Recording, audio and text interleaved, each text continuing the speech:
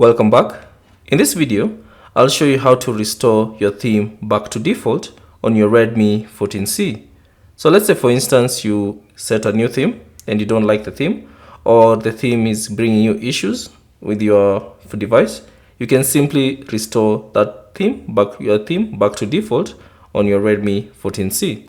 Now, to restore your theme, all you have to do is find the themes application on your device. So it can be either on the home screen or the app drawer, and then tap on it.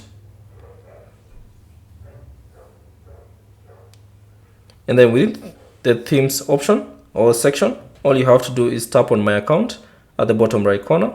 So select that, and then tap on the themes option that appears. So tap on that, and then now you should see all your themes. Now, to restore it back to default, all you have to do is find the default theme, which is the classic or the limitless, depending on which one you are using. Simply tap on it and then select apply, and then give it a few seconds. And then once you're done, you can simply exit the theme application, and that will restore your theme back to default on your Redmi 14C. Thanks for watching.